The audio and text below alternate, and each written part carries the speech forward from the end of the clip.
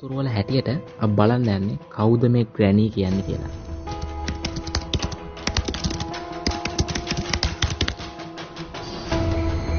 මේ කතාවේ හැටියට ග්‍රැනි රිපර්. මේ කතාව පටන් ගන්න හැරිම සාමාන්‍ය තැනකින්. ඇත්තටම කවුද මේ ග්‍රැනි? ඉතින් මෙයාගේ ඇත්තම නම තමයි තමාරා. තමාරා සැම්සනෝවා. වයස අවුරුදු 68ක ආච්චි කෙනෙක්. හැබැයි මේ කතාව පටන් ගන්නකොට මෙයාට වයස අවුරුදු 15.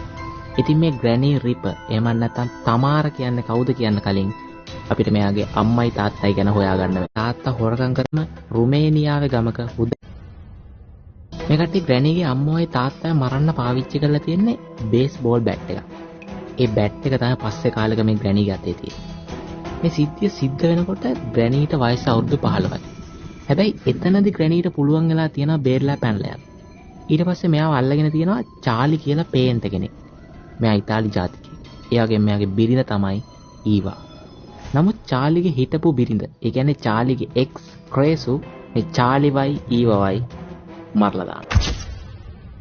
මේ ඔක්කොම සිද්ධි වලින් පස්සේ ග්‍රැනීට ළමා නිවාසයකට යන්න සිද්ධ වෙනවා. මොකද ඒ වෙනකොට ග්‍රැනීට වයස අවුරුදු 15යි. ඊට අවුරුදු 3කට පස්සේ, ඒ කියන්නේ 18ක් වුණ ග්‍රැනී මේ ළමා නිවාසයෙන් එළියට එනවා. මෙයාට මේ කතාවේ හැටියට ග්‍රෑන්ඩ් පා කියලා කෙනෙක්ව හම්බෙන්නේ ඊට පස්සේ. මේ ග්‍රෑන්ඩ් පා ඇවිල්ලා කා පේන්ට කෙනෙක්. මේ දෙන්න කසාද බලන්න. මේ දෙන්න ග්‍රැනීගේ අම්මවයි තාත්තයි මරලා දාපු ගෙදර මේ කට්ටියටම කියලා හදනවා. එතනදී තමයි මේ බේස්බෝල් බැට් එක ග්‍රැනීට හම්බෙන්නේ. ඊට පස්සේ මේ කට්ටියට හම්බෙනවා ඇන්ජලිනා කියලා දුවෙක්. මේ කතාව වෙනමම පැත්තක් අපිට පේන්න පටන් ගන්නෙ මෙතනින් පස්සේ. මේ ඇන්ජලිනා කියන ගෑනු ළමයා දවසක් කැලේ යද්දි හිතපු නැති විදිහකට බ්ලැක් ඩොග්ගේ ශාපයට අහුවෙලා අවතාරයක් බවට පත් වෙලා තියෙනවා. මේ කතාව ප්‍රධානම දෙයක් තමයි මේ ග්‍රැනි රිපර්ගේ ගෙදර. මෙතනදී අපිට ග්‍රැනි ජීවත් වුණ කියන ගෙවල් කීපයක්ම හම්බ වෙනවා. අනිත් දේ තමයි ග්‍රැනිගේ පෙනුම. මේකට ග්‍රැනීට වයස අවුරුදු 68ක්.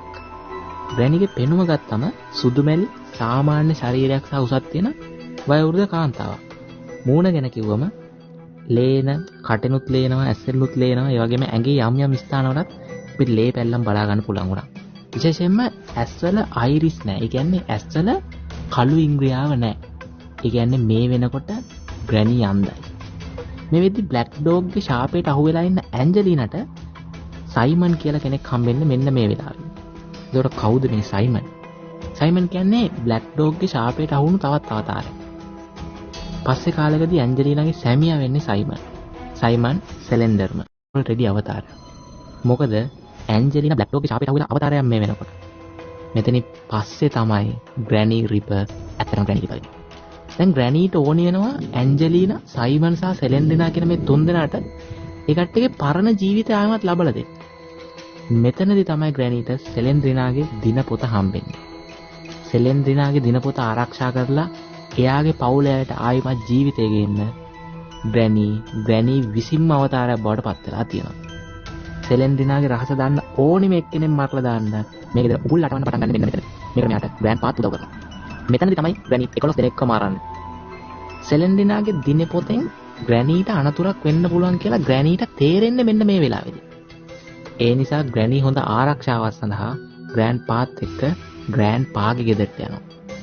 ග්‍රෑන්ඩ් පාගේ හිටපු ගෝලෙක් මිනිස්සුන්ට නැවත ජීවිතය ගන්න පුළුවන් ක්‍රමයක් ගැන අත්හදා බලනවා කියලා ග්‍රැනීට හොයාගන්න පුළුවන් වෙනවා. මේත් එක්ක මේ උදව්වෙන් ග්‍රැනීට ඇන්ජලිනා, සයිමන් සහ සෙලෙන්ඩ්‍රිනා කියන මේ තුන් දෙනාට නැවත ජීවිතය ගන්න පුළුවන් නේද? එතන මේක අපි කවුරුත් දන්නේ. මෙතනින් පස්සේ තමයි අපිට මේ ගේම් එක ප්ලේ කරන්න එන්නේ. ඉතින් මම මේ ගේම් එක ප්ලේ කරලා තියෙනවා. ඉතින් මම මේ ගේම් එක ගැන පොඩ්ඩක් කියලා ඉන්නම්. ඉතින් මම ප්ලේ කරපු ඒ වීඩියෝ එක තියෙනවා කටට බලන්න පුළුවන්. මේ වදුව පාට් අම්මට ෂොට්කට් ඒත් එක මේක ප්ලේ කරන්න කැමති කෙනෙක්ට මම මේකේ ඩවුන්ලෝඩ් ලින්ක්ස් දාලා තියන්නම් ඩිස්ක්‍රිප්ෂන් එකේ. ඒ වගේම මේක මොබයිල් වලට වගේ මේක PC වලටත් තියෙනවා. හරි. ග්‍රැනි කියන ගේම් එක වඩා හැදිච්ච අනිත් ගේම් තමයි සෙලෙන්ඩ්‍රිනා. එතකොට රන්. අපි රන් කියන ගේම් එකක් මම ගහලා තියෙනවා. ඒකත් ඔයාලට බලන්න පුළුවන්. එතකොට චාලි, අයිස් ගහන්නත් පුළුවන්. අයිස් කියන්නේ මේ ගේම් එක. හරිද? ඉතින් ඔය වගේ හැදිච්ච ගේම්ස් තියෙනවා ගොඩක් මේ ග්‍රැනි කියන ගේම් එක වටේ. ඉතින් මේ වීඩියෝස් බලන්න කැමති අනිවාර්යෙන්ම වීඩියෝ ලයික් එකක් දාලා channel එක subscribe කරන්න. එහෙනම් අපි තවත් අලුත් දෙයක් හම්බ වෙනකන් හැමෝටම good luck.